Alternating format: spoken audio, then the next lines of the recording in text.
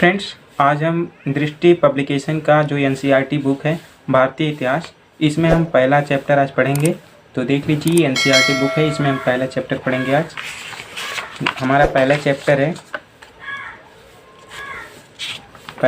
है पहला हमारा अतीत बुक का पहला चैप्टर है, क्या, कब, कहाँ और कैसे। इसमें हम पहला पढ़ेंगे। तो हम आपको जूम करके दिखा दे रहे हैं। तो ये है, गेहूं और जौ की फसलों के संदर्भ में निम्नलिखित कथनों पर विचार कीजिए। पहला है, मनुष्यों द्वारा सर्वप्रथम इन्हीं फसलों को उपजाने की शुरुआत की गई। दूसरा, इन फसलों के उपजाने का क्षेत्र हिमालय और विंध्य की पहाड़ियाँ थी।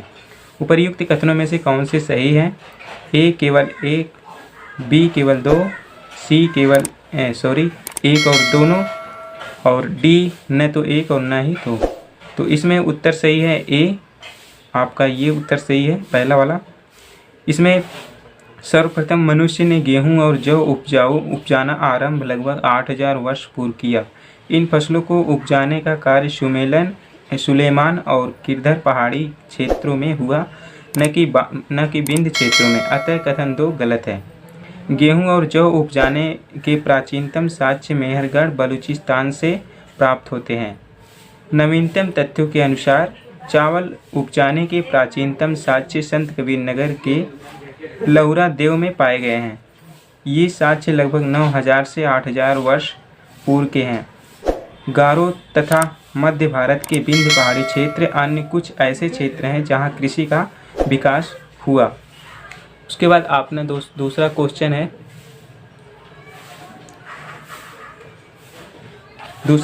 है, भारतीय उपमहाद्वीप के संदर्भ में निम्नलिखित कथनों पर विचार कीजिए। पहला है, आरंभिक नगरों का विकास सिंधु व इसकी सहायक नदियों के किनारे हुआ। दूसरा, गंगा व इसकी सहायक नदियों के किनारे नगरों का विकास लगभग 5000 वर्ष पूर्व हुआ। उपर्युक्त कथनों में से कौन से सही है? पहला केवल एक, ए केवल एक, सी केवल दो, उसके बाद सी है, ए बी हट गया है तो इसको बी हम कर देते हैं। उसके बाद सी एक और दोनों, डी न तो एक और न ही दो। हमारा उत्तर सही है, इसको हम कम कर दे रहे हैं। हमारा उत्तर सही है ए, केवल एक। आरंभिक नगरों का विकास सिंधु व इसकी सहायक नदियों के किनारे हुआ। तो व्याख्या है, कथन एक सही है। लगभग 4700 वर्ष पूर्व सिंधु व उसकी सहायक नदियों के किनारे आरंभिक नगरों का विकास हुआ। इन्हीं नगरों में विकसित सभ्यता सिंधु सभ्यता के नाम से जानी गई। गंगा व इसकी सहायक नदियों के किनारे नगरों का विकास लगभग 2500 वर्ष पूर्व हुआ, यानी सिंधु नदी के किनारे सभ्यताएं पहले विकसित हुई। अतः कथन 2 गलत है। उसके बाद हमारा तीसरा क्वेश्चन पड़ रहा है, इसको हम जूम कर रहे हैं। तीसरा बन रहा है, गंगा नदी के दक्षिण में इसकी सहायक नदी सोन के आसपास का क्षेत्र प्राचीन काल में किस नाम से जाना जाता है? ए अवंती, बी बज्जी, सी काशी, डी मगध। तो उत्तर सही है डी मगध। यानी कि व्याख्या, सोन नदी के आसपास का क्षेत्र प्राचीन काल में मगध कहलाता था। मगध प्राचीन काल का पहला बड़ा राज्य था। इसके शासक बहुत शक्तिशाली थे। उन्होंने एक विशाल राज्य स्थापित किया।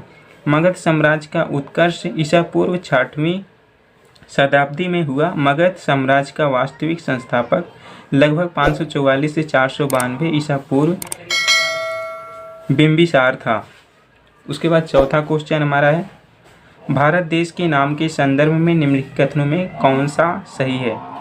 लगभग 2500 वर्ष पूर्व उत्तर पश्चिम की ओर से आने वाले ईरानियों और यूनानियों ने सिंधु की हिंदोस अथवा इंदोस तथा इस नदी के पूर्व में स्थित भूमि प्रदेश को इंडिया कहा। भारत नाम का प्रयोग उत्तर पश्चिम में रहने वाले लोगों के एक समूह के लिए किया जाता था। इस समूह का उल्लेख संस्कृत भाषा की आरंभिक कृति ऋग्वेद में भी मिलता है। नीचे दिए गए कूट का प्रयोग करके सही उत्तर चुनिए। केवल एक, बी केवल दो, सी एक और दोनों, डी न तो एक और न ही दो। उत्तर आपका सी सही है। इसमें उत्तर सी सही है। तो व्याख्या है, उपर्युक्त दोनों कथनों सही है। कथन सही है। उत्तर पश्चिम की ओर से आने वाले ईरानियों और यूनानियों ने सिंधु को हिंदोस तथा इंदोस कहा। उन्होंने इस नदी के पूर्व में स्थित भूमि प्रदेश को इंडिया कहा। भारत का नाम का प्रयोग उत्तर पश्चिम में रहने वाले लोगों के एक समूह के लिए किया जाता था। इस समूह का उल्लेख ऋग्वेद में मिलता है। ऋग्वेद संस्कृत की आरंभिक कृति है जो लगभग 3500 वर्ष पुरानी है। बाद में इसी भरत समूह के नाम का प्रयोग देश के लिए होने लगा। हमारा 5वां क्वेश्चन है, इसको हम जूम कर रहे हैं। 5वां क्वेश्चन है, पांडुलिपियों के संदर्भ में निम्नलिखित में से कौन सा कथन सही नहीं है? ए, अतीत में हाथ से लिखी गई पुस्तक पांडुलिपि आती है। और बी है, अंग्रेजी में पांडुलिपि के लिए मैन्युस्क्रिप्ट शब्द का प्रयोग होता है जो लैटिन भाषा के शब्द में मेनू, जिसका अर्थ हाथ है, से निकलता है। सी है, पांडुलिपियाँ ताड़ के पत्तों को काटकर अथवा हिमालयी क्षेत्र में उगने वाले भोज नामक पेड़ की छाल से विशेष तरीके से तैयार भोजपत्र पर लिखी जाती थी। डी, पांडुलिपियाँ केवल मंदिरों और विहारों में प्राप्त होती है जो केवल संस्कृत भाषा में लिखी गई है। इसका उत्तर सही है डी। व्याख्या कथन ए, बी और सी सही है, परंतु डी गलत है, क्योंकि पांडुलिपियाँ मंदिरों और विहारों के अतिरिक्त अन्य स्थानों से भी प्राप्त हुई हैं। साथ ही ये पांडुलिपियाँ विभिन्न प्राचीन भाषाओं में प्राप्त हुई हैं, जिनमें संस्कृत, प्राकृत और तमिल भी शामिल है। 6ठा क्वेश्चन है, अभिलेखों के संदर्भ में निम्नलिखित कथनों पर विचार कीजिए। पहला है, ऐसे लेख जो केवल पत्थरों पर उत्कीर्ण किए जाते थे अभिलेख कहलाते हैं। कभी कभी शासक अथवा अन्य लोग अपने आदेशों को इस तरह उत्कीर्ण करवाते थे ताकि लोग उन्हें देखकर पढ़ सकें तथा उनका पालन कर सकें। उपर्युक्त कथनों में से कौन से कथन सही है? केवल ए, बी केवल 2, सी केवल 1 और दोनों, डी ए न तो 1 न तो 2। इसमें उत्तर सही है बी। व्याख्या, ऐसे लेख जो पत्थर अथवा धातु जैसे अपेक्षाकृत कठोर सतह पर उत्कीर्ण किए जाते थे वे अभिलेख कहलाते हैं। अतः कथन 1 गलत है। कथन 2 सही है। अभिलेखों में राजाओं, रानियों व अन्य लोगों के आदेश, कार्य, विवरण, विषय आदि का उल्लेख किया जाता था।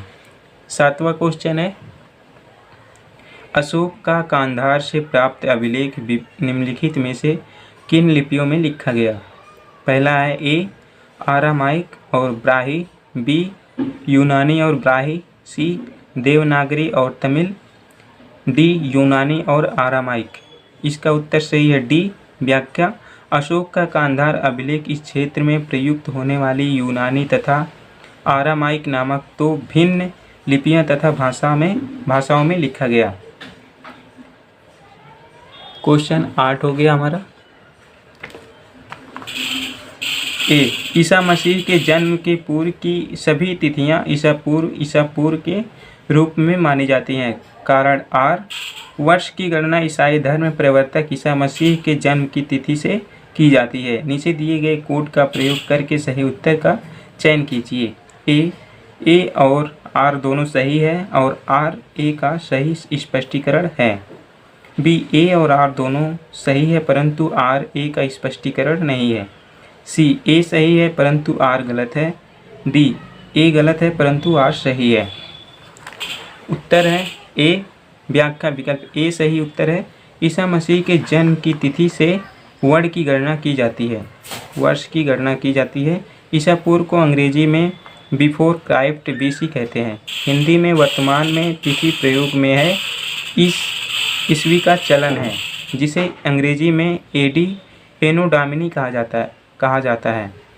BCE का अर्थ बिफोर कॉमन एरा तथा CE का अर्थ कॉमन एरा होता है।